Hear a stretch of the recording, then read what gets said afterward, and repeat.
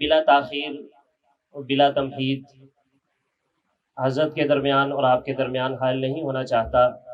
حضرت کے بارے میں اگر میں چند کلمات کہوں تو یقیناً وہ شاید حضرت میرے لیے ان کلمات کو ناپسند فرمائیں۔ حضرت ہمارے علم کے وہ جبال ہیں جنہیں بہت ساری نسبتیں حاصل ہیں۔ جامعہ اشرفیہ لاہور کے شیخ الحدیث ہیں اور محتمم حضرت مولانا فضل الرحیم صاحب کے خلیفہ مجاز بھی ہیں، اور اسی طرح بہت سارے اکابر سے بھی نسبت ہے، اور حضرت اسی طرح بہت سارے کالجز میں ایز اے پروفیسر بھی اپنی خدمات سر انجام دے چکے ہیں۔ تو حضرت کا ہمیں یہ وقت دینا، یہ حضرت کی ہمارے لیے بہت شفقت ہے، اور ہمیں اب اس وقت ضرورت ہے کہ ہم حضرت کی گفتگو کو یکسوئی سے، توجہ سے اور ہمتن گوش ہو کر سنیں۔ اس گفتگو کے دوران ہم آپس کی گفتگو یا اسی طرح ادھر ادھر کے کاموں میں مصروف نہ ہوں۔ تو حضرت گفتگو فرمائیں گے اور سیرت النبی کے حوالے سے سیرت النبی صلی اللہ علیہ وسلم کی روشنی میں ہماری رہنمائی فرمائیں گے۔ حضرت مولانا محمد یوسف خان سے نصلی علی رسولہ الکریم، اما بعد فاعوذ باللہ من الشیطان الرجیم، بسم اللہ الرحمن الرحیم۔ محمد رسول اللہ والذین معه اشداء علی الکفار رحماء بینہم تراہم رکعا سجدا یبتغون فضلا من اللہ ورضوانا سیماہم فی وجوہہم من اثر السجود ذلک مثلہم فی التوراۃ ومثلہم فی الانجیل۔ وقال تبارک وتعالی لقد من اللہ علی المؤمنین اذ بعث فیہم رسولا من انفسہم یتلو علیہم آیاتہ ویزکیہم ویعلمہم الکتاب والحکمہ وإن كانوا من قبل لفی ضلال مبین۔ صدق اللہ العظیم۔ محترم حاضرین گرامی، آج ہم سب یہاں نبی کریم صلی اللہ علیہ وسلم کے ذکر مبارک کے لیے جمع ہوئے ہیں۔ اللہ رب العزت اس بیٹھنے کو اور سننے کو قبول فرما لے۔ آج کی نشست میں صرف دو باتیں عرض کرنا مقصود ہے۔ ایک تو یہ کہ خاتم النبیین رحمت للعالمین حضرت محمد مصطفیٰ احمد مجتبیٰ صلی اللہ علیہ وآلہ وسلم کس شان سے تشریف لائے، اللہ نے ان کو کس شان کے ساتھ بھیجا، اور دوسری بات یہ کہ کس مقصد کے لیے بھیجا۔ بس آج کی نشست میں یہ دو باتیں عرض کرنا مقصود ہیں۔ نمبر ایک کہ کس شان کے ساتھ بھیجا، اس کے لیے جب ہم قرآن مجید کا مطالعہ کرتے ہیں تو ہمیں یہ بات معلوم ہوتی ہے کہ نبی کریم صلی اللہ علیہ وسلم کو اللہ تعالیٰ نے اس شان کے ساتھ بھیجا کہ گزشتہ انبیاء نے اپنی قوموں کو، اپنی امتوں کو آخری نبی صلی اللہ علیہ وسلم کے بارے میں مکمل معلومات مہیا کی، یہاں تک کہ آخری نبی صلی اللہ علیہ وسلم کا نام مبارک تک گزشتہ امتوں کو بتایا گیا۔ آخری نبی حضرت محمد رسول اللہ صلی اللہ علیہ وسلم کا ذکر مبارک تورات اور انجیل میں موجود تھا۔ آپ صلی اللہ علیہ وسلم کے جسم اطہر کی نشانیاں گزشتہ امتوں کو بتائی گئی تھی، یہاں تک کہ آپ صلی اللہ علیہ وسلم کیا کھائیں گے کیا نہیں کھائیں گے یہ بات بھی گزشتہ امتوں کو معلوم تھی، اور آپ صلی اللہ علیہ وسلم یتیم پیدا ہوں گے یہ تک گزشتہ امتوں کو معلوم تھا۔ آپ صلی اللہ علیہ وسلم کے جسم اطہر کی جسمانی نشانیوں تک کا ذکر گزشتہ آسمانی کتابوں میں موجود تھا۔ اس شان کے ساتھ آخری نبی حضرت محمد رسول اللہ صلی اللہ علیہ وسلم کو اللہ تعالیٰ نے بھیجا۔ پہلی بات کہ میں نے عرض کیا کہ آپ صلی اللہ علیہ وسلم کا ذکر مبارک تورات اور انجیل میں موجود تھا۔ اور اس کے لیے میں نے سورہ فتح کی آخری آیت نمبر 29 تلاوت کی شروع میں اس آیت کا ترجمہ عرض کروں گا۔ محمد رسول اللہ، محمد صلی اللہ علیہ وسلم اللہ کے رسول ہیں۔ والذین معہ اشداء علی الکفار رحماء بینہم، اور جو لوگ محمد صلی اللہ علیہ وسلم کے ساتھ ہوں گے وہ کافروں کے لیے انتہائی سخت ہوں گے، آپس میں رحم دل ہوں گے۔ تراہم رکعا سجدا یبتغون فضلا من اللہ ورضوانا، آپ دیکھیں گے ان کو کہ وہ رکوع اور سجدے میں اپنے رب کی رضا تلاش کرتے ہوں گے۔ سیماہم فی وجوہہم من اثر السجود، ان کی پیشانیوں میں سجدوں کے نشانات ہوں گے۔ ذالک مثلہم فی التوراۃ ومثلہم فی الانجیل، یہ وہ ہیں جن کی مثال تورات میں ہے، جن کی مثال انجیل میں۔ یہ بات اللہ تعالیٰ نے ہمیں سورہ فتح کی اس آیت میں خود بتائی کہ کس شان کے ساتھ آخری نبی صلی اللہ علیہ وسلم کو بھیجا۔ میں نے عرض کیا کہ گزشتہ امتوں کو آخری نبی صلی اللہ علیہ وسلم کا نام مبارک تک بتا دیا گیا تھا۔ اس کے لیے آپ سورہ صف اس کی آیت نمبر 6 کی تلاوت کیجئے، اس کا ترجمہ پڑھیے۔ وَإِذْ قَالَ عِيسَى ابْنُ مَرْيَمَ يَا بَنِي إِسْرَائِيلَ إِنِّي رَسُولُ اللَّهِ إِلَيْكُمْ مُصَدِّقًا لِمَا بَيْنَ يَدَيَّ مِنَ التَّوْرَاةِ وَمُبَشِّرًا بِرَسُولٍ يَأْتِي مِن بَعْدِي اسْمُهُ أَحْمَدُ صلی اللہ علیہ وسلم۔ سورہ صف کی اس آیت میں اللہ تعالیٰ نے بتایا وَإِذْ قَالَ عِيسَى ابْنُ مَرْيَمَ، جب عیسیٰ ابن مریم نے کہا یا بنی اسرائیل، اے بنی اسرائیل، انی رسول اللہ علیکم، بے شک میں تمہاری طرف اللہ کا رسول بنا کر بھیجا گیا ہوں، مصدقا لما بین یدی من التوراۃ، اور جو تمہارے سامنے تورات ہے اس کی تصدیق کرتا ہوں کہ یہ اللہ تعالیٰ کی آسمانی کتاب ہے۔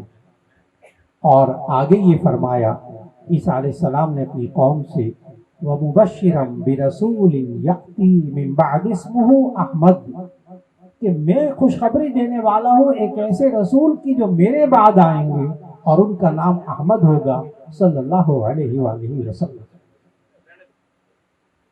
یہ نام احمد قرآن مجید کی اس آیت کے مطابق حضرت عیسیٰ علیہ السلام پہلے سے اپنی قوم کو بتا چکے تھے۔ حضرت عیسیٰ علیہ السلام نے اپنی قوم کو آخری نبی صلی اللہ علیہ وسلم کا نام مبارک تک احمد بتا دیا تھا۔ آپ حضرات کو معلوم کہ آپ صلی اللہ علیہ وسلم کا محمد نام کس نے رکھا صلی اللہ علیہ وسلم، اور احمد نام کیسے رکھا گیا، آپ کا سیرت کا مطالعہ موجود ہے کہ محمد نام آپ کے دادا نے رکھا جناب عبد المطلب نے، اور احمد نام کیسے رکھا گیا کہ نبی کریم صلی اللہ علیہ وسلم کی والدہ محترمہ حضرت آمنہ، ان کا بیان ہے کہ نبی صلی اللہ علیہ وسلم کے والد صاحب وہ تو چند مہینے پہلے انتقال فرما گئے تھے جناب عبداللہ، اور جب نبی صلی اللہ علیہ وسلم کی پیدائش ہونے لگی تو حضرت آمنہ کو خواب آیا، تمام سیرت نگاروں نے یہ بات لکھی کہ خواب آیا، اللہ تعالیٰ کی طرف سے پیغام دیا گیا کہ تمہارے ہاں بیٹا ہوگا اور اس کا نام احمد رکھنا۔ اس طرح یہ نام والدہ نے احمد رکھا۔ آپ حضرات سے عرض کر رہا تھا کہ عیسیٰ علیہ السلام نے اپنی قوم کو بتا دیا تھا کہ آخری نبی جو آئیں گے میرے بعد، جو رسول آئیں گے ان کا نام احمد ہوگا صلی اللہ علیہ وسلم۔ آج کل جو کیلنڈر چل رہا ہے 2024، اس اعتبار سے نبی صلی اللہ علیہ وسلم اس کیلنڈر کے اعتبار سے تشریف لائے دنیا میں اپریل کے مہینے میں سن 571 عیسوی میں۔ نبی صلی اللہ علیہ وسلم کے پیدائش کا عیسوی سال 571 عیسوی۔ اور آپ قرآن مجید کی صداقت دیکھیے گا کہ قرآن مجید میں اللہ نے کہا کہ عیسیٰ علیہ السلام نے اپنی قوم سے کہا تھا وَمُبَشِّرًا بِرَسُولٍ يَأْتِي مِن بَعْدِي، میرے بعد ایک رسول آئیں گے، میں خوشخبری دینے والا ہوں، اسمہ احمد، ان کا نام احمد ہوگا۔ اور وہ میرے بعد آپ تاریخ اٹھا کر دیکھیے گا انبیاء کی سیرت کی تاریخ کہ عیسیٰ علیہ السلام کے بعد پھر 570 سال کے بعد اس درمیان میں کوئی نبی نہیں آئے، کوئی رسول نہیں آئے سوائے آخری نبی صلی اللہ علیہ وسلم. اتنی بڑی بشارت اللہ نے قرآن مجید میں دی.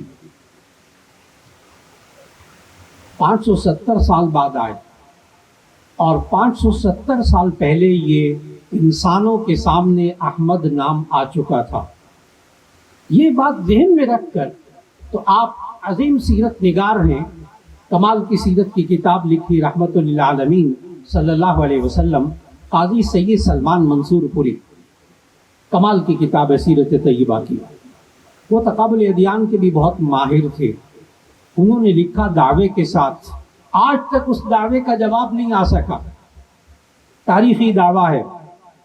وہ کہتے ہیں کہ سیرت میں لکھتے ہیں رحمت للعالمین صلی اللہ علیہ وسلم سیرت کی کتاب میں قاضی سید سلمان منصور پوری کہ 570 سال پہلے احمد نام عیسیٰ علیہ السلام اپنی قوم کو بتا چکے تھے، لیکن 570 سال کے عرصے میں دعویٰ کیا ہے انہوں نے کہ احمد نام کسی ماں نے اپنے بچے کا نام نہیں رکھا، باوجود اس کے کہ نام آؤٹ ہو چکا تھا. قرآن مجید کی آیت کے اعتبار سے بہت مستند بات. 570 سال میں کسی ماں نے اپنے بچے کا نام احمد نہیں رکھا، اور یہ خوشخبری پہلے سے جا چکی. اسی طرح نبی کریم صلی اللہ علیہ وسلم کے جسم اطہر کی نشانیاں تک گزشتہ آسمانی کتابوں میں موجود تھے، اور وہ آسمانی کتابوں کے ماہر جانتے تھے، انجیل کے ماہر، تورات کے ماہر جانتے تھے اس بات کو. آپ صلی اللہ علیہ وسلم یتیم پیدا ہوں گے، یہ بات تک اللہ نے قرآن مجید میں بھی بتائی. سورہ والضحیٰ آپ تلاوت فرماتے ہیں، الم یجدک یتیما فآویٰ، الم یجدک یتیما فآویٰ، کیا آپ کو یتیم نہیں پایا تھا پھر ٹھکانہ دیا اللہ نے. اور یہ یتیم ہونے کا ذکر گزشتہ آسمانی کتابوں کے ماہرین کے بھی علم میں تھا. آپ حضرات کا بہت مطالعہ سیرت کا، آپ حضرات نے سیرت کی کتابوں میں ایک بحیرہ راہب کا واقعہ پڑھا، اور آپ جتنے بزرگ موجود ہیں نا، انہوں نے 5ویں 6ٹھی کلاس جب پڑھی تھی تو اس وقت کے اردو کے سلیبس میں بحیرہ راہب والا واقعہ موجود تھا کہ بچپن میں نبی صلی اللہ علیہ وسلم جناب ابو طالب کے ساتھ گئے سفر میں، شام کے سفر میں، تجارتی سفر میں، تو وہ بحیرہ راہب ملا تھا. آپ کو فوراً وہ بات یاد آ گئی. میں اس بات کے اندر اب آپ کو اتارنا چاہتا ہوں. بچپن میں وہ بات سمجھ میں نہیں آتی، اب سمجھ میں آئے گی کہ نبی کریم صلی اللہ علیہ وسلم کو وہ بحیرہ راہب وہ کیسے ملا کہ جناب ابو طالب نبی صلی اللہ علیہ وسلم کے چچا نبی صلی اللہ علیہ وسلم کو لے کر بچپن میں 8 9 10 سال کی عمر تھی. اس وقت ابھی نبوت ملی 40 سال کی عمر میں، لیکن 8 9 10 سال کی عمر میں وہ لے کر تجارتی قافلے میں شام کے سفر میں جا رہے تھے. تو راستے میں یہ بحیرہ راہب ایک کھجوروں کے باغ میں سے نکل کر ملا. آپ پڑھیے گا پھر آپ کو آج کے موضوع کی بات سمجھ میں آئے گی کہ کس شان کے ساتھ نبی صلی اللہ علیہ وسلم کو اللہ تعالیٰ نے بھیجا. کہ بحیرہ راہب نے دور سے آتا ہوا قافلہ دیکھا. اب میں سیرت کی کتابوں کے الفاظ پڑھ رہا ہوں. دور سے قافلہ آتے ہوئے دیکھا تو یہ باہر نکل کر اس نے قافلے کا استقبال کیا، اور آپ نے اس کی وجہ بھی پڑھی وہاں سیرت کی کتابوں میں کہ وہ کیوں اس نے باہر نکل کر قافلے کا استقبال کیا. بحیرہ راہب جس کا نام جرجیس لکھا ہے سیرت نگاروں نے، بہت بڑا انجیل کا ماہر استاد تھا، وہ ماہر عالم تھا. کہتا ہے میں باہر جب نکلا اس لیے کہ میں دور سے دوپہر کے وقت میں دھوپ تپتی ہوئی دھوپ اس میں یہ قافلہ آ رہا تھا، تو میں دور سے دیکھ رہا تھا کہ یہ قافلہ جہاں جہاں سے گزر کر آ رہا تھا وہاں وہاں ایک چھوٹا سا بادل کا ٹکڑا تھا جو اس کو سایہ کیے ہوئے ساتھ ساتھ آ رہا تھا. میں یہ سوچ کر نکلا کہ اس قافلے میں کوئی خاص بات ہے. باہر نکلا، قافلے کا استقبال کیا. بحیرہ راہب کے الفاظ وہاں پڑھیے سیرت کی کتابوں میں، تمام سیرت نگاروں نے لکھے کہ بحیرہ راہب نے جب قافلے کے لوگوں کو دیکھا تو اس میں ایک بچہ نورانی چہرے والا نظر آیا. 8, 9, 10 साल का बच्चा। बुहैरा राहिब ने उसको पूछा जनाब अबू तालिब से, उनके चचा से, कि ये बच्चा कौन है? आप पढ़िए वहाँ सीरत की किताबों में। अबू तालिब ने कहा ये मेरा बेटा है। उस वक्त उस बुहैरा राहिब ने अबू तालिब से कहा इस बच्चे को यतीम होना चाहिए। अब आप मेरे ज़हन के साथ साथ अपना ज़हन चलाइएगा। इस बच्चे को यतीम होना चाहिए था। अबू तालिब ने फ़ौरन वहाँ इकरार किया कि हाँ मेरा भतीजा है, मेरी परवरिश में था इसलिए मैंने बेटा कहा, वरना इसके वालिद का इंतकाल पैदाइश से पहले हो चुका था। इस पर उस बुहैरा राहिब ने क्या किया, आप हजरात ने पढ़ा सीरत की किताबों में कि उस बुहैरा राहिब ने नबी करीम सल्लल्लाहु अलैहि वसल्लम के कुर्ते मुबारक के बटन खुलवाए, बचपन कुर्ते मुबारक के बटन खुलवाए और दोनों कंधों के दरमियान जो मोहर नबूवत थी, सुरमई रंग का उभरा हुआ गोश्त, एक कबूतरी के अंडे के बराबर, ये मैं अल्फाज का तर्जुमा कर रहा हूँ जो तमाम हदीस की सहाह की किताबों में बाबू मा जाअ फी खातमिन नबुव्वह में मौजूद है, यानी नबी सल्लल्लाहु अलैहि वसल्लम की मोहर नबूवत का जिक्र, कोई ज़ईफ़ रिवायत नहीं। तो बुहैरा राहिब ने नबी करीम सल्लल्लाहु अलैहि वसल्लम के उस कुर्ते मुबारक के बटन खुलवाए बचपन में और उस मोहर नबूवत को देखा और चूमा और फिर अबू तालिब को, चचा को कहा इनको शाम न लेकर जाएं, यहूदी पहचान जाएंगे, नुकसान पहुंचा देंगे। आपने गौर करना है, यतीम होने का जिक्र उस राहिब पादरी को मालूम था और जिसमें अथर की वो निशानी कि सुरमई रंग का उभरा हुआ गोश्त होगा उनके दो कंधों के दरमियान, ये पैदाइशी निशान था नबी सल्लल्लाहु अलैहि वसल्लम का, वो उसको पहचानता था वो राहिब। और फिर नबी करीम सल्लल्लाहु अलैहि वसल्लम के बारे में ये ईसाई इतने और बाइबल के माहिर, ओल्ड टेस्टामेंट यानी तौरात, ज़बूर और न्यू टेस्टामेंट यानी बाइबल, इसके माहिरीन सारे इस बातों को जानते थे। यहाँ तक कि बुखारी शरीफ की हदीस, हिरकल वाली रिवायत, जितने उलमा मौजूद हैं सबको ये हदीस मालूम, बुखारी शरीफ की हदीस, तवील हदीस, बहुत लंबी हदीस, और मैं उसको मुख्तसर करके अपने मौजू से मुताल्लिक बात अर्ज करना चाहता हूँ। हिरकल रूम का बादशाह, ईसाई बादशाह, रूम में सारे ईसाई रहते थे। और नबी करीम सल्लल्लाहु अलैहि वसल्लम ने जब नबूवत का ऐलान करने के बाद सन 6 हिजरी में मुख्तलिफ बादशाहों को खतूत लिखे, उसमें से एक खत हिरकल को लिखा। ये पूरा असल खत आज तक बुखारी शरीफ के अंदर मौजूद है। हिरकल को खत लिखा ईसाई बादशाह को। ईसाई बादशाह ने कहा कि यहाँ कोई रूम के अंदर कोई वहाँ के इलाकों के लोग आए हुए हैं जो मैं उनसे कुछ बातें पूछूं इस शख्स के बारे में जिन्होंने नबूवत का दावा किया है। तो उस वक्त अजीब बात यह है अल्लाह का करना कि अबू सुफियान कुरैशी सरदार, अभी उन्होंने इस्लाम कबूल नहीं किया था। ये सन 6 हिजरी में रूम में अपने तिजारती काफिले में गए हुए थे। इनको इनके साथियों को बुलाया गया। ध्यान में रखिएगा, अबू सुफियान ने इस्लाम कबूल किया है सन 8 हिजरी में फतेह मक्का के मौके पर, और ये सन 6 हिजरी की मैं बात कर रहा हूँ जब नबी सल्लल्लाहु अलैहि वसल्लम ने खुतूत लिखे। हिरकल ने अबू सुफियान को जब बुलाया तो कहा कि तुम्हारा कोई नसबी ताल्लुक है इन हजरत से जो जिन्होंने नबूवत का दावा किया। अबू सुफियान ने कहा मेरे नसब का ताल्लुक है। चौथी पांचवी जद्द अमजद दोनों के मुश्तरक हैं। अबू सुफियान से हिरकल रोम के बादशाह ने 10 सवाल किए आखिरी नबी सल्लल्लाहु अलैहि वसल्लम के बारे में, और 10 के 10 के जवाबात अबू सुफियान ने दिए, जबकि इस्लाम उन्होंने कबूल नहीं किया हुआ था। सारे सवालों के जवाब देने के बाद, अब मैं वो सवाल 10 नहीं दोहराऊंगा, मैं असल बात की तरफ आ रहा हूँ। 10 सवालों के जवाब सुनने के बाद उस हिरकल बादशाह ने कहा काश मेरी उनसे मुलाकात मुमकिन होती, मैं उनके पांव धोता, अब तसिल कदमैहि, कि मैं आखिरी नबी सल्लल्लाहु अलैहि वसल्लम के पांव धोता। ये हिरकल के बादशाह के अल्फाज है, रूम के बादशाह के। और फिर उसके बाद उस रूम के बादशाह ने भरे दरबार में ऐलान किया। बुखारी शरीफ की हदीस की इबारत का तर्जुमा अर्ज कर रहा हूँ। उसने भरे दरबार में कहा کہ جس دین کو لے کر یہ آخری نبی آئے ہیں وہ دین اس روم کی سرزمین تک پہنچے گا۔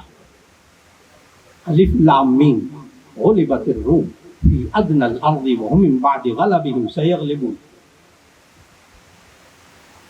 روم کا غلبہ کہ یہ آخری نبی صلی اللہ علیہ وسلم کی سلطنت، ان کی حکومت، ان کا اسلام یہاں تک پھیلے گا، یہ تک اس عیسائی بادشاہ کو معلوم تھا۔ اتنا تعارف موجود تھا آخری نبی صلی اللہ علیہ وسلم کے بارے میں، اللہ نے اس شان کے ساتھ بھیجا۔ ایسا نہیں ہوا کہ نبی صلی اللہ علیہ وسلم تشریف لے آئے، نبوت کا اعلان ہوا، پھر کہا میں آخری نبی ہوں، اب کوئی نبی نہیں آئے گا، ایسا نہیں ہوا۔ یہ تو پہلے سے انبیاء نے آخری نبی صلی اللہ علیہ وسلم کے بارے میں اپنی قوموں کو اتنا بتا دیا تھا کہ سورۃ البقرہ کی آیت ایک چھوٹی سی تلاوت کرنے لگا ہوں، اس کو سمجھیے گا کہ اللہ نے کیا کہا، یعرفونہ کما یعرفون ابناءہم، یعرفونہ کما یعرفون ابناءہم۔ یہ یہود و نصارہ آخری نبی صلی اللہ علیہ وسلم کو، محمد صلی اللہ علیہ وسلم کو اس طرح پہچانتے تھے، کما یعرفون ابناءہم، جیسے اپنے بیٹوں کو پہچانتے تھے۔ آپ کہتے ہیں نا میرا بیٹا، اتنا پہچانتے تھے۔ اس شان کے ساتھ آخری نبی صلی اللہ علیہ وسلم کو بھیجا گیا۔ اپنے موضوع کے حوالے سے ایک بات حضرت سلمان فارسی رضی اللہ تعالیٰ عنہ کے ایمان کے بارے میں بتانا چاہوں گا، تاریخی حوالوں کے ساتھ، کیونکہ حضرت سلمان فارسی رضی اللہ تعالیٰ عنہ نے خود اپنے ایمان لانے کا واقعہ بیان کیا، اور جامع ترمذی میں، شمائل ترمذی میں یہ پورا موجود جو میں ذکر کرنے لگا ہوں۔ دیکھیے گا آخری نبی صلی اللہ علیہ وسلم کو کس شان کے ساتھ بھیجا۔ حضرت سلمان فارسی رضی اللہ تعالیٰ عنہ کہتے ہیں میں فارس کا رہنے والا تھا، ایران کا پرانا نام فارس۔ یہ مجوسی تھے، آتش پرست تھے، سورج کی پوجا کرتے تھے۔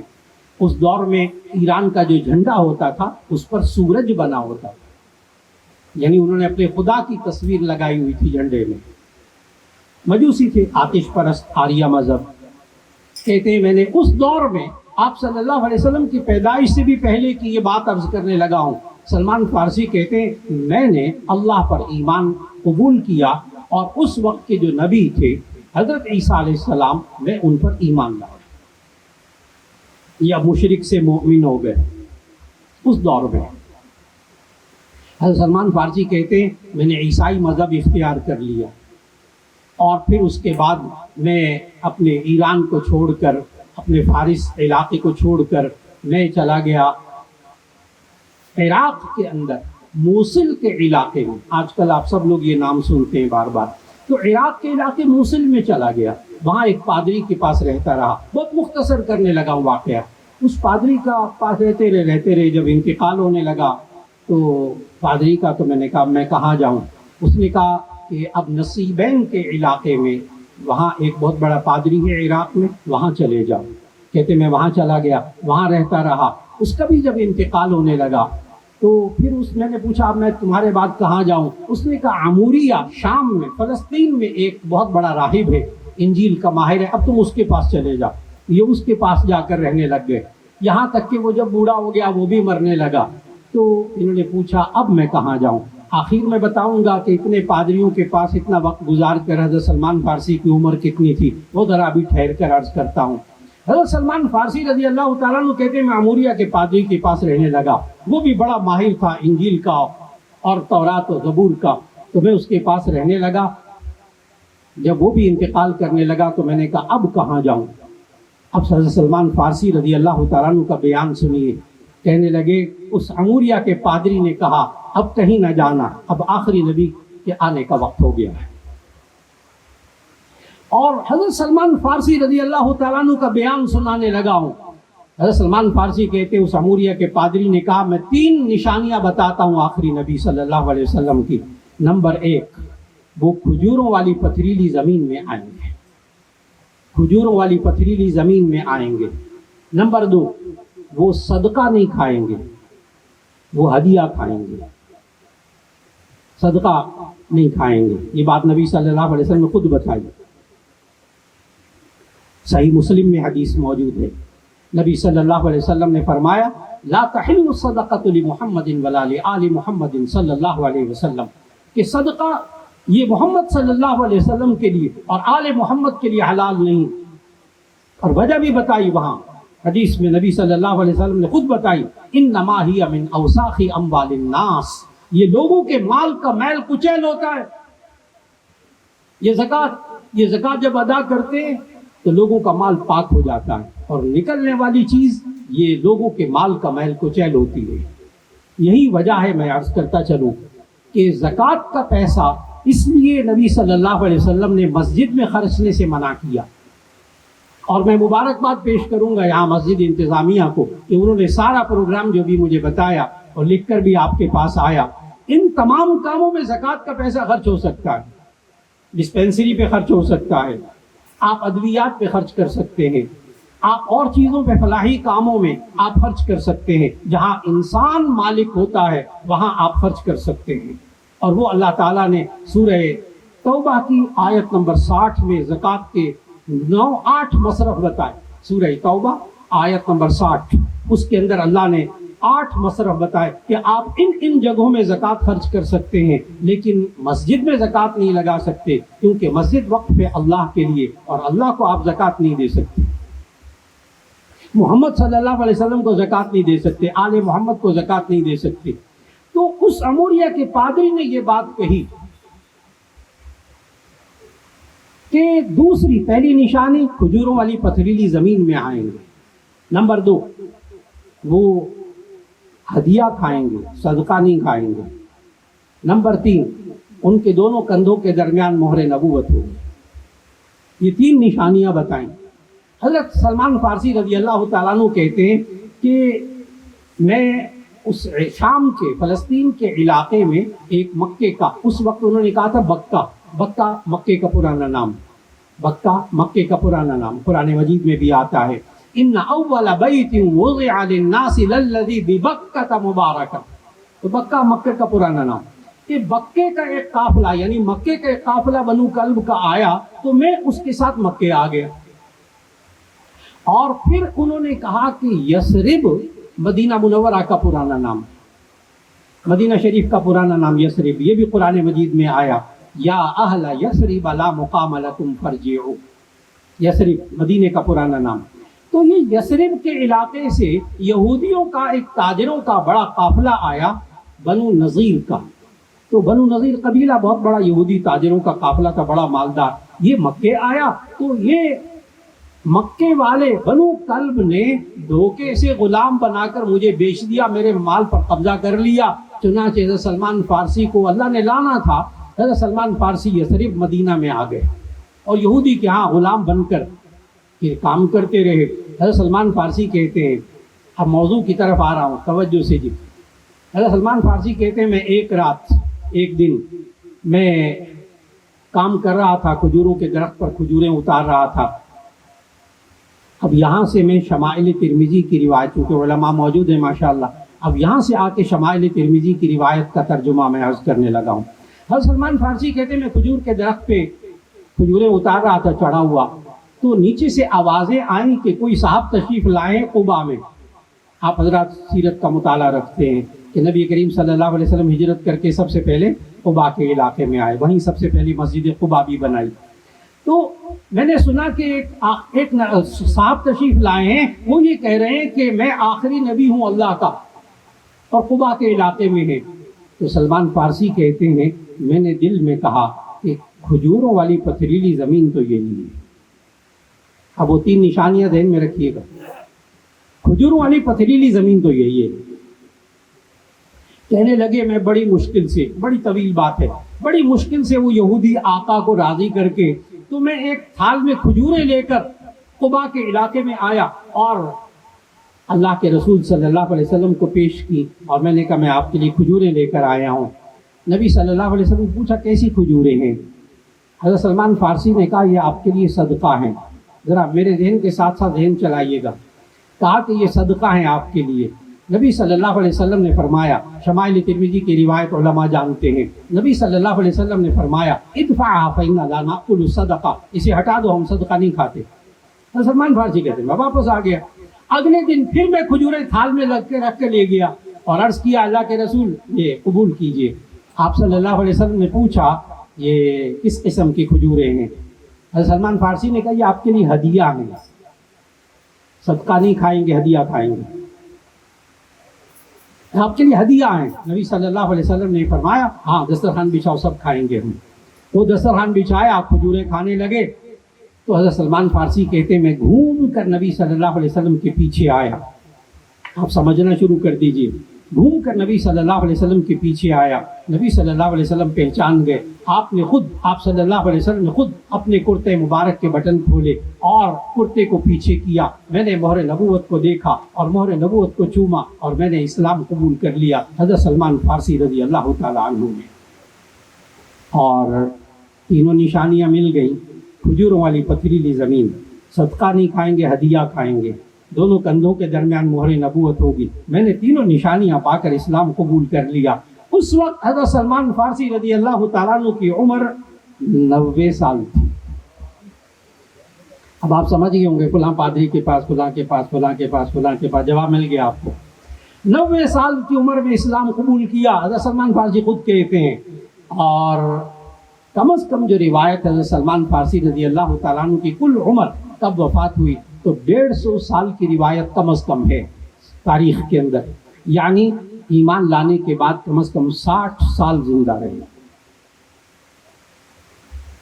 اور نبی کریم صلی اللہ علیہ وسلم کی یہ تمام نشانیاں گزشتہ آسمانی کتابوں میں موجود تھیں. وہ بعد میں تحریف کر کے اس میں سب کچھ نکالا گیا، ورنہ ان کے علماء کو یہ باتیں معلوم تھی. کس شان کے ساتھ آخری نبی صلی اللہ علیہ وسلم کو بھیجا گیا. میری آج کی نشست کے 2 موضوع تھے، 2 باتیں. ایک یہ تھا کہ آخری نبی صلی اللہ علیہ وسلم کو کس شان کے ساتھ بھیجا، اور دوسرا یہ موضوع کا پہلو تھا کہ کیوں بھیجا، کس شان کے ساتھ بھیجا، کیوں بھیجا. اور جو یہاں ماشاءاللہ حفاظ کرام موجود ہیں، علماء موجود ہیں، آپ حضرات کے لیے بھی عرض کرتا چلا جاؤں، آپ کے اندر اور زیادہ مقام پیدا ہوگا آخری نبی صلی اللہ علیہ وسلم کی محبت کا. قرآن مجید کے اندر 2 آیتیں ایسی ہیں جس میں نبی صلی اللہ علیہ وسلم کی اور ان کے ماننے والوں کی شان بیان کی گئی. ایک تو آیت میں نے شروع میں پڑھی، سورہ فتح کی آخری آیت، آیت نمبر 29، محمد رسول اللہ والذین معہ اشداء علی الکفار. شروع میں نے تلاوت کی، اس کا ترجمہ کیا. ایک تو سورہ فتح کی آخری آیت، اور ایک آیت ہے سورہ آل عمران کی آیت نمبر 154، 154. دیکھیے گا کھول کر قرآن گھر میں جا کر آرام سے جو بات کہنے لگا ہوں. یہ 2 آیتیں پورے قرآن مجید میں جس میں نبی صلی اللہ علیہ وسلم کی شان اور بھی آیات میں بیان ہوئی، لیکن پوری آیت صرف نبی صلی اللہ علیہ وسلم کی شان میں بیان ہوئی. یہ 2 آیتیں، ایک سورہ فتح کی آیت نمبر 29 آخری آیت، دوسری آیت سورہ آل عمران کی آیت نمبر 154، ثم انزل علیکم من بعد الغم امنۃ نعاسا یغشا. جہاں غزوہ بدر کے اندر جب بے چینی پیدا ہوئی ہے مسلمانوں پہ تو اللہ نے سکون کی نیند جو وہاں طاری کی ہے اور سب لوگ پرسکون ہو گئے. بدر کے میدان میں جب حالات بہت کشیدہ ہو گئے، طویل بحثیں آپ کو معلوم، طویل واقعہ آپ کو معلوم، پریشان کن حالات تھے. نبی صلی اللہ علیہ وسلم کی شہادت کی خبر پھیل چکی تھی، صحابہ بکھر چکے تھے، اور اس وقت بڑا عجیب و غریب مرحلہ تھا. ثم انزل علیکم من بعد الغم امنۃ نعاسا یغشا، یہ سورہ آل عمران کی آیت 154. یہ 2 آیتیں ایسی عجیب و غریب آیتیں ہیں قرآن مجید کے اندر جس میں پوری آیت میں نبی صلی اللہ علیہ وسلم کی شان بیان ہوئی. گھر میں جا کر بچوں سے کہیے گا، آپ بھی دیکھیے گا، یہ 2 آیتیں قرآن مجید میں ایسی ہیں جس میں نبی صلی اللہ علیہ وسلم کی شان بیان ہوئی. اور یہ صرف پورے قرآن میں 2 ہی آیتیں ہیں کہ جن میں الف سے لے کر یا تک سارے حروف تہجی موجود ہیں. پورے قرآن مجید میں صرف یہ 2 آیتیں ہیں بس. ایک سورہ فتح کی آیت نمبر 29 آخری آیت محمد رسول اللہ سے آیت شروع ہوتی ہے، اور دوسری آیت سورہ آل عمران کی آیت نمبر 154 154 ثم انزل علیکم من بعد الغم سے شروع ہوتی ہے، اور ان دونوں آیتوں میں الف سے لے کر یا تک سارے حروف ہیں۔ اللہ نے اپنے نبی اپنے محبوب صلی اللہ علیہ وسلم کی شان بیان کرنے کے لیے سارے حروف لگا دیے، سارے حروف لگا دیے، اتنی شان بیان ہوئی، اس شان کے ساتھ بھیجا۔ اب پہلو اس موضوع کا دوسرا رخ، کس لیے بھیجا؟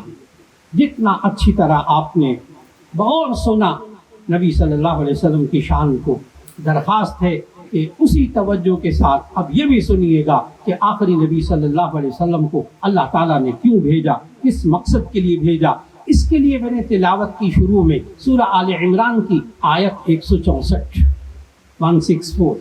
جب بھی ضرورت پیش آئے نا کہ نبی صلی اللہ علیہ وسلم کو اللہ تعالیٰ نے آخر بھیجا کیوں تھا، کس مقصد کے لیے بھیجا تھا، آپ حضرات سورہ آل عمران کی آیت 164 کی تلاوت کیجیے، اور اب میں آخر میں اس آیت کی تلاوت کروں گا، اس کا ترجمہ اور مفہوم عرض کروں گا اور آپ سے اجازت چاہوں گا۔ سورہ آل عمران کی آیت 164 جس میں اللہ تعالیٰ نے بتایا کہ آخری نبی صلی اللہ علیہ وسلم کو میں نے کیوں بھیجا۔ میں اپنی ریسرچ بتاؤں نا، یا کوئی مفکر یا کوئی مصنف اپنی ریسرچ بتائے کہ اس لیے آئے تھے آخری نبی صلی اللہ علیہ وسلم، تو ممکن ہے کہ آپ میں سے کوئی کہے مجھے مولانا آپ کی رائے سے اختلاف ہے، لیکن جب میں یہ عرض کروں کہ یہ آنے کے مقاصد خود اللہ تعالیٰ نے بتائے ہیں، آخری نبی صلی اللہ علیہ وسلم کی تشریف آوری کے مقاصد خود بتائے ہیں، اس میں اختلاف رائے کی گنجائش نہیں ہوگی۔ آیت پڑھیے، ترجمہ کر پڑھیے۔ آمد مصطفیٰ صلی اللہ علیہ وسلم کے مقاصد کو آج سمجھنے کی بہت ضرورت ہے، وہ مقاصد جو اللہ نے بتائے۔ اعوذ باللہ من الشیطان الرجیم، بسم اللہ الرحمن الرحیم۔ لقد من اللہ علی المؤمنین اذ بعث فیہم رسولا من انفسہم یتلو علیہم آیاتہ ویزکیہم ویعلمہم الکتاب والحکمہ وان کانوا من قبل لفی ضلال مبین۔ مختصر سی آیت۔ لقد من اللہ، ترجمہ لقد من اللہ علی المؤمنین اذ بعث فیہم رسولا من انفسہم، البتہ بے شک اللہ نے احسان کیا ایمان والوں پر کہ انہی میں سے رسول اللہ صلی اللہ علیہ وسلم کو بھیجا۔ لقد من اللہ، البتہ بے شک اللہ نے احسان کیا ہے ایمان والوں پر۔ پورے قرآن مجید کی تلاوت کیجئے، اللہ نے بے شمار نعمتیں بیان کی ہیں قرآن مجید کے اندر، لیکن کسی نعمت کو دے کر اللہ نے احسان نہیں جتایا سوائے اس ایک نعمت کے۔ پورے قرآن مجید میں کسی نعمت کو دے کر اللہ نے احسان نہیں جتایا، صرف یہ ایک آیت ہے جس کے اندر اللہ نے احسان جتایا ایمان والوں پر۔ لقد من اللہ علی المؤمنین اذ بعث فیہم رسولا من انفسہم یتلو علیہم آیاتہ، کہ اللہ نے ایمان والوں پر احسان کیا کہ انہی میں سے رسول اللہ صلی اللہ علیہ وسلم کو بھیجا۔ کیوں بھیجا؟ نمبر 1 کام، اب صرف 4 کام ہیں، 4 باتیں ذہن نشین کرنی ہیں۔ نمبر 1 یتلو علیہم آیاتہ، کہ یہ اللہ کی آیات پڑھ کر سنائیں۔ تلاوت کلام پاک یہ بعثت نبوی کے مقاصد میں سے ایک اول مقصد ہے جو آخری نبی صلی اللہ علیہ وسلم کے لیے اللہ نے بتایا، اور میں مبارکباد دوں گا اس جامع مسجد بلال کے لیے کہ ان حضرات نے جتنے بچے یہاں ناظرہ پڑھتے ہیں، اور جتنی بچیاں آئندہ قرآن پڑھیں گی، اور جتنے حافظ یہاں قرآن پڑھیں گے، یاد رکھیے آپ حضرات کیا کام کر رہے تھے، آپ بعثت نبوی کے مقصد کو پورا کر رہے تھے۔ یہ جامع مسجد بلال کے اندر ایک مقصد یہ پورا ہو رہا، یتلو علیہم آیاتہ، تلاوت کلام پاک کا۔ اللہ ہم میں سے ہر ایک کو کرنے کی توفیق عطا فرمائے، ہر بچے اور بچی کو بہترین قرآن پڑھنے والا بنائیں، ہر بچے اور بچی کو قرآن حکیم سمجھنے والا بنائیں، اس کو ترجمہ بھی آتا ہو، اس لیے کہ صحابہ کے سامنے نبی صلی اللہ علیہ وسلم تلاوت کرتے تھے، وہ عربی جانتے تھے، ادھر نبی صلی اللہ علیہ وسلم تلاوت کرتے تھے، ادھر صحابہ کو ترجمہ سمجھ میں آ جاتا تھا، قرآن میں ہے کیا ان کو سمجھ میں آ جاتا تھا۔ آج ہمیں تلاوت کرنے سے کیوں نہیں سمجھ میں آتا؟ اس لیے کہ ہم اس زبان سے نہ آشنا۔ اگر ہم اپنے بچے اور بچیوں کو خود قرآن پڑھائیں، اور ایک ایک آپ میں سے گواہ ہے کہ جس نے قرآن مجید کا ترجمہ سیکھا ہے وہ جب قرآن پڑھتا ہے تو اسے معلوم ہوتا ہے کہ قرآن میں کیا ہے۔ نمبر 1، یتلو علیہم آیاتہ، سمجھ کر اللہ کی آیات تلاوت کیجیے۔ ہاں اگر یہ بچے نہیں سمجھیں گے پھر بھی تلاوت کریں گے تو ان بچوں کو بغیر سمجھے پڑھنے پر بھی ثواب ملے گا۔ اور نمبر 2، دوسرا مقصد آخری نبی صلی اللہ علیہ وسلم کے تشریف لانے کا اللہ نے بیان کیا۔ نمبر 1، یتلو علیہم آیاتہ، نمبر 2، ویزکیہم، ان کے نفوس کو پاکیزہ بنائیں، تزکیہ نفس۔ ساری زندگی نبی صلی اللہ علیہ وسلم نے اس مقصد کو پورا کیا۔ یہ تزکیہ نفس کیا ہوتا ہے؟ ایسی تشریح عرض کرنے لگا ہوں تزکیہ نفس کی جس میں اختلاف رائے کی گنجائش نہیں کسی مفسر کی بھی، سارے مفسر اس تفسیر پر متفق ہیں جو عرض کرنے لگا ہوں۔ تزکیہ نفس کیا ہوتا ہے؟ نفس کو پاکیزہ بنانے کا مطلب کیا ہوتا ہے؟ انسان کے اندر سے بری سوچوں کو، انسان کے اندر سے بری سوچوں کو، برے رویوں کو، رویہ بیہیویئر، برے رویوں کو، برے اخلاق کو، بری عادتوں کو، برے اعمال کو انسان کے اندر سے نکالنا، اچھی سوچیں، اچھے رویے، اچھے اخلاق پیدا کرنا، تزکیہ نفس مکمل ہو گیا۔ اور یہ مقصد نبی صلی اللہ علیہ وسلم نے ساری زندگی پورا کیا، ساری زندگی محنت کی۔ کس پر محنت کی؟ بری سوچوں کو نکالیں، یہ نفرتوں کی سوچوں کو نکالیں، یہ حسد کی سوچوں کو نکالیں، یہ مال کی محبت کی سوچ کو نکالیں، یہ عہدوں کی محبت کی سوچ کو نکالیں، اور اس کے اندر بغض اور کینہ ان کے اندر سے نکالیں، اور ان کے اندر سے تکبر کو نکالیں۔ یہ سوچیں نبی صلی اللہ علیہ وسلم نے بدل کر رکھ دی اس معاشرے کی۔ ان کے اندر سے برے رویوں کو نکالا، اخلاق سکھائے، کمال کے اخلاق سکھائے، عادتیں بدل دی لوگوں کی، اتنی بدل دی کہ اسی آیت کا آخری جملہ پڑھنے لگا ہوں، وَإِن كَانُوا مِن قَبْلُ لَفِي ضَلَالٍ مُبِينٍ۔ شان یہ ہے کہ اس سے پہلے سب لوگ وہ کھلی گمراہی میں تھے۔ جس معاشرے میں نبی صلی اللہ علیہ وسلم تشریف لائے اللہ نے کہا کہ وہ کھلا گمراہی میں مبتلا معاشرہ تھا، لیکن اتنی محنت کی، ان 4 مقاصد کو اس طرح پورا کیا کہ آج آپ اس معاشرے کے ہدایت یافتہ شخص کے لیے آپ یوں کہتے ہیں رضی اللہ عنہم ورضوا عنہ۔ صحابہ کرام رضوان اللہ علیہ مجمعین یہ نبی صلی اللہ علیہ وسلم نے تیار کیے۔ اس طرح نمبر 1 تلاوت کلام پاک، نمبر 2 تزکیہ نفس، نمبر 3 وَيُعَلِّمُهُمُ الْكِتَابَ وَيُعَلِّمُهُمُ الْكِتَابَ، ان کو کتاب اللہ سکھائیں، اللہ کی کتاب سکھائیں، تلاوت بھی کریں، ان کو سکھائیں کہ اس میں کیا احکامات آئے ہیں۔ وہ دین 5 چیزوں کا نام، دین 5 چیزوں کا نام، کتاب اللہ کو سیکھیں تو آپ کو 5 چیزیں معلوم ہوگی، بہت مختصر۔ نمبر 1 ایمانیات، عقائد، نمبر 2 عبادات، نمبر 3 معاملات، نمبر 4 معاشرت، نمبر 5 اخلاق۔ ان 5 کے علاوہ پھر دین نہیں ہے، کچھ اور ہوگا۔ یہ کتاب اللہ میں ہے کیا؟ 5 چیزیں، ایمانیات، عبادات، معاملات، معاشرت، اخلاق، سارا دین آ گیا۔ یہ نبی صلی اللہ علیہ وسلم نے سکھایا۔ اور آخری اور چوتھی چیز وَيُعَلِّمُهُ الْكِتَابَ وَالْحِكْمَةَ، ان کو حکمت اور دانائی سکھائیں، اس لیے بھیجا آخری نبی صلی اللہ علیہ وسلم کو۔ یہ حکمت اور دانائی کیا ہوتی ہے؟ جو قرآن میں اللہ نے بولا لفظ حکمت اور دانائی، نبی صلی اللہ علیہ وسلم نے کون سی دانائی سکھائی؟ کوئی تفسیر اٹھا کر دیکھ لیجئے، مفسرین نے حکمت کی بڑی تفسیریں کی، ساروں کا نچوڑ نکال لیجئے تو آپ کو پتہ ہے کیا معلوم ہوگا کہ حکمت اور دانائی کو قرآن نے کیا کہا ہے۔ حکمت اور دانائی سے مراد قرآن میں یہ ہے کہ جس چیز کو اللہ نے حلال قرار دے دیا اس کو یہ حلال سمجھے، جس کو حرام قرار دے دیا اس کو حرام سمجھے، دانائی مکمل ہو گئی۔ آج وقت کی بہت بڑی ضرورت ہے کہ ہم اپنے نوجوان بچے اور بچیوں میں یہ شعور پیدا کریں، اچھائی اور برائی میں تمیز پیدا کر دے، حلال حرام کی تمیز پیدا کر دے، جائز اور ناجائز کی تمیز پیدا کر دے۔ پھر میں مبارکباد دوں گا جامع مسجد بلال کی انتظامیہ کو کہ انہوں نے اب طلباء کے ساتھ ساتھ، لڑکوں کے ساتھ ساتھ خواتین کے لیے اور بچیوں کے لیے بھی یہاں پروگرام بنایا کہ ان کو بھی وہ اسی طرح تلاوت بھی سکھائیں گے، تزکیہ نفس بھی کریں گے، اور ان کو کتاب اللہ بھی سکھائیں گے، اور ان کو حکمت اور دانائی بھی سکھائیں گے۔ چاروں مقصد اس جامع مسجد بلال کے تحت انشاءاللہ پورے ہو رہے ہیں۔ جو میں نے پورا پروگرام پڑھا اسی لیے عرض کیا کہ اصل میں یہ جامع مسجد بلال کا جو منشور ہے، میں سمجھتا ہوں کہ یہ منشور بعثت نبوی کے مقاصد کو پورا کرنے والا ہے۔ اللہ آپ سب کو مبارک فرمائے، اللہ آپ سب کو مبارک فرمائے۔ اور آخر میں ایک جملہ جو بڑی توجہ سے سنیے گا، آج ہم میں سے ہر ایک کے ایک دل کا درد ہے، ایک دل کی تکلیف ہے، ایک دل میں دکھتا ہوا ایک سوال ہے کہ ہم اپنے نوجوان بچے اور بچیوں کو گمراہی سے کیسے بچا لیں۔ اسی آیت نمبر 164 سورہ آل عمران کی جب ضرورت پیش آ جائے کہ ہم اپنی نوجوان نسل کو، خود اپنے آپ کو، اپنے گھر والوں کو گمراہی سے کیسے بچائیں، تو آپ آیت کا آخری حصہ پڑھیے گا، وَإِن كَانُوا مِن قَبْلُ لَفِي ضَلَالٍ مُبِينٍ۔ شان یہ ہے کہ اس سے پہلے وہ لوگ کھلی گمراہی میں مبتلا تھے۔